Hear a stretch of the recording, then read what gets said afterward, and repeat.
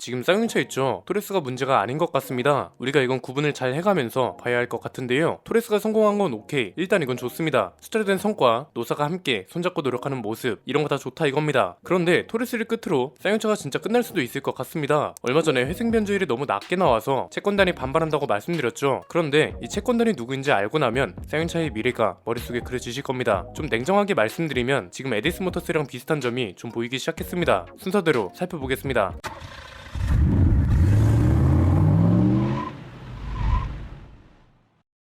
몇 개월간 쌍용차 이슈를 상세하게 다뤄드리고 있습니다. 최근에는 다행히 좋은 내용이 많이 나갈 수 있었고 소비자들 반응도 뜨거웠죠. 사전계약 대수로 현대차그룹을 이겼으니 토레스의 인기가 얼마나 대단한지 실감할 수 있었습니다. 그런데 최근에 어떤 문제가 발생했나요? 회생채권 변제율이 6%대라고 알려지면서 채권단이 반발하고 나섰다는 거죠. 지금 보시는 건 새로 나온 기사인데 여전히 6%대에서 진전이 없는 상황인 것 같습니다. 아직 확정된 변제율은 아니지만 이 정도 변제율이 유지된다는 건 사실상 돈을 안 갚겠다는 소리나 마찬가지죠. 100만원 빌리고 6만원만 갚고 나머지는 나중에 잘 되면 주식이는 뭐든 주겠다 이 소리니까요. 자, 지난번 영상에선 여러가지 전망을 말씀드렸습니다. 낮은 변제율이라 채권단이 반대표를 던져도 쌍용차 회생이 국가적 차원, 경제적 차원에서 이득이라 생각하면 법원이 강제인가 시켜버릴 수도 있다고 했죠. 이미 2009년에 쌍용차가 강제인가 사례를 만들기도 했잖아요. 그런데 이건 사실 회사 입장에서 생각했을 때고요. 이번엔 제3자 입장에서 좀 더 냉정하게 살펴보려 합니다. 이번에 변제율이 이렇게 나온 게 자칫 안 좋은 결과를 낳을 수도 있습니다. 이유는 간단합니다. 첫 번째는 상거래 채권단은 다른 사람도 아니고 협력업체라는 겁니다. 쌍용차의 협력업체들로 구성되어 있다는 건데 흔히 말하는 하청, 부품업체들이죠. 현대모비스처럼 큰 회사도 아니고 대부분 중소업체라는 점에 주목해야 합니다. 만약에 대기업이었으면 약간 손해를 보더라도 그냥 인수부터 성공시키자는 쪽이었을 겁니다. 쌍용차한테 부품을 계속 납품하긴 했는데 쌍용차가 법정 관리에 들어가면서 해당 비용을 받지 못했다고 합니다. 찾아보니까 회생채권이 5,470억이거든요. 이 중에 상거래 채권만 3,800억, 그러니까 협력업체한테 갚아야 할 돈이 3,800억이나 된다는 겁니다. 회생 변제율이 6%면 당장 협력업체가 받을 수 있는 돈은 228억 뿐입니다. 이 협력업체도 부품을 만들기 위해서 계속 빚을 만들어 놨을 거잖아요. 협력업체한테도 또 다른 협력업체가 있으니까요. 그리고 이 228억을 여러 협력업체가 나눠 가져야 하는 상황인 것도 외면할 수 없죠. 그냥 단순하게 생각해볼까요? 3,800억을 못 받을 동안 공장에 빚은 쌓였고 직원들 월급도 밀리고 이런 상황에 그래도 3분의 1 이상은 받을 줄 알았더니 쥐꼬리만큼 보장을 해준다고 하니까 협력업체 입장에선 이게 말이 되겠냐 이거죠. 두 번째는 KG그룹 자금 1조, 이건 거의 최소 금액이라는 겁니다. 우리가 쌍용차 인수에 필요한 돈은 1조 라는 말을 자주 들어서 그렇지 이건 사실상 최소 필요한 금액이라는 걸 냉정하게 따져야 합니다. 그냥 계산만 해도 답이 나옵니다. 쌍용차 인수에 당장 들어가는 돈은 3,355억 원입니다. 이후에 5,645억을 추가 투입해서 회사를 운영할 겁니다. 그냥 이걸 다 더하면 딱 9,000억이거든요. 그런데 회생채권이 5,470억입니다. 갚아야 할 돈이요. 이걸 다 갚고 나면 쓸 수 있는 돈은 3,500억이 남는 겁니다. 이걸로 직원 월급에, 회사 운영비에, 신차 개발비에, 마케팅비에 온갖 곳에 다 활용해야 합니다. 3,500억이 자동차 회사한테는 그렇게 많은 게 아닙니다. 그렇게 욕먹고 있는 중볼리도 개발 비용이 3,500억이었습니다. 빚을 나중에 갚으면 된다? 그러기는 힘들죠. 지금 쌍용차가 협력업체한테만 빚을 지고 있는 게 아니죠. 산업은행한테는 회생담보채권이 묶여있고 정부로부터 조세채권도 발행했습니다. 산업은행하고 정부한테 진 빚을 다 갚고 나면 쌍용차가 빚을 갚는 데 활용할 수 있는 돈은 300억밖에 안 남습니다. 이러니까 왜 6%로 설정했는지 이해가 되실 겁니다. 그런데 이 대목에서 좀 걱정이 되는 게 에디슨 때랑 똑같은 전개가 보인다는 거죠.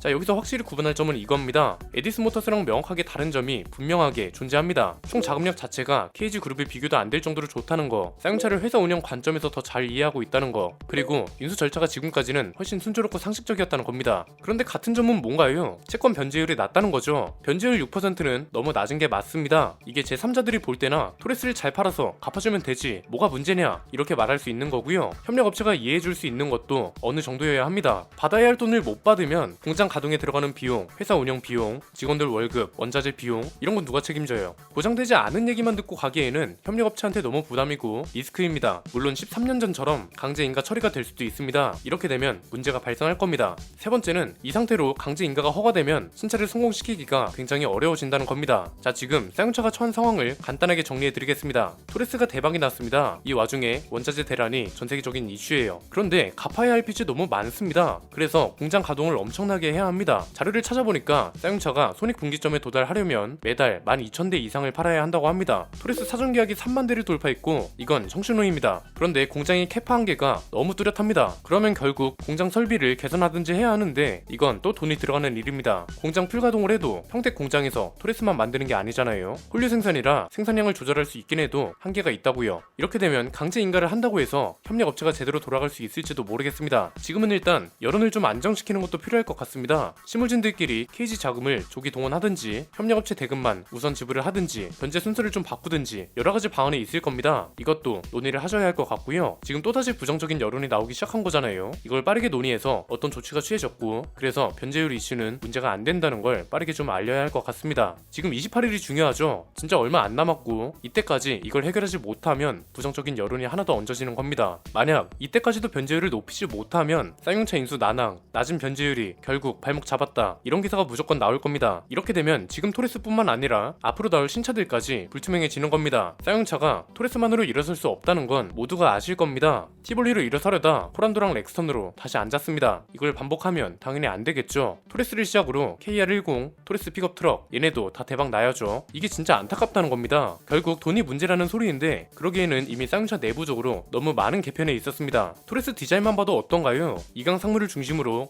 건곤감리라는 한국스러운 디자인 콘셉트에 심지어 문제 대응도 너무 빨라지지 않았나요? 내비게이션 화면 이슈가 막 떠오를만 하니까 바로 업데이트 예정이라고 대응했잖아요. 이렇게 분위기 좋은 상황에 부정적인 이슈를 두 번이나 끌어올릴 필요는 없습니다. 관계인 집회에서 반대표를 던질 가능성이 지금은 일단 굉장히 큽니다. 회생 채권자 중에 상거래 채권자의 의결권, 그러니까 협력업체의 의결권만 80%를 넘어갑니다. 회생 담보권자의 4분의 3, 회생 채권자의 3분의 2, 주주의 절반 이상의 동의를 해야 법원 최종 인가가 가능합니다. 쌍용차 회생 계획안 가결 마지노선이 10월 15일입니다. 3개월 정도 남은 건데 좀 과장된 표현이라고 생각하실 수도 있습니다. 그런데 쌍용이든 KG그룹이든 진짜 마지막이라고 생각하고 움직여야 할 겁니다. 이제 더 이상 기회가 없습니다. 만약에 KG그룹이 결국 인수를 실패한다? 그러면 정부, 법원, 금융당국 어느 하나 다시 줄 명분이 없습니다. 이미 쌍용차 상장 폐지 결정도 한 번 더 미뤄졌고 미뤄준 기간도 딱 인수가결 여부가 결정되는 대로 미뤄졌습니다. 이건 진짜 마지막 기회를 준 거나 마찬가지입니다. 잘 해낼 거라 믿고 있겠습니다. 관련 소식이 나오면 가장 빠르게 다뤄드리겠습니다. 오늘 내용은 여기까지입니다. 내용이 유익하셨다면 구독과 좋아요 알림 설정 부탁드립니다. 저는 김승현 안PD의 스포일러 안PD였습니다. 감사합니다.